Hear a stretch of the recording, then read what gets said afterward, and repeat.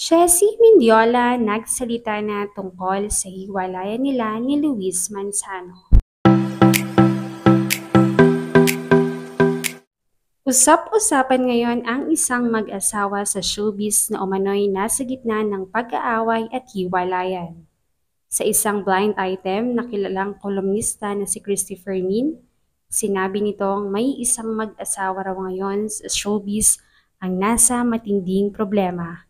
Ang mag-asawa raw na ito ay mayroong isang anak at ang lalaki raw ay fresh na fresh pa mula sa pagkatalo sa politika.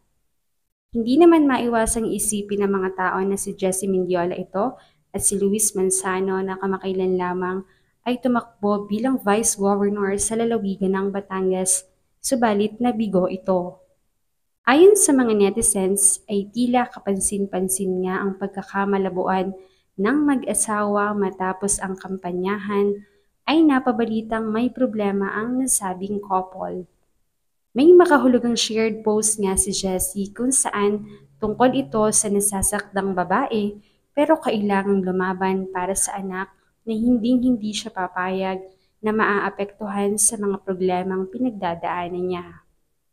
Samantala, dahil nga patuloy ang pag-usisa ng mga netizens, ay matapang nang humarap sa media si Chessy upang isiwalat ang lahat. Na-corner nga ng aming team si Chessy at natanong kung okay ba siya ng family niya.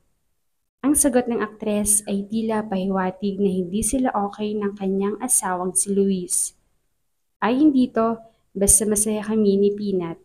Ibig sabihin okay na yon. Subalit hindi rin niya nabanggit kung okay pa sila ni Luis. Kaya naman hindi na napigilang itanong ng media kung ano nga ba ang estado ng relasyon nila. Doon napahagulhol si Chessy. Inamin nitong may pinagdadaanan sila ngayon ni Luis. Masakit para sa kanya. Akala niya raw ay okay na ang lahat. Akala niya raw masaya sila at kontento siya. Subalit ang masakit sa lahat ng pag-aakalang yon ay akala lang pala. Diretsahan niyang inamin na may babae ang asawang si Luis. Hindi naman niya agad ito pinangalanan dahil sobrang iyak na iyak si Chessy. Kaya naman nakiusap ang assistant nito sa media na pansamantala munang itigil na ang interview.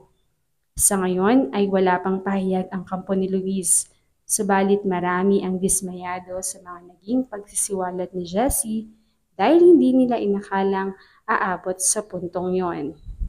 Marami ring mga fans ni Chessy ang humihiling na sana ay maayos ito ng mag-asawa dahil tila perfect family naman sila. Lalo't higit nakikita ang suporta ng kani-kanilang mga pamilya at kamag-anak sa kanilang relasyon.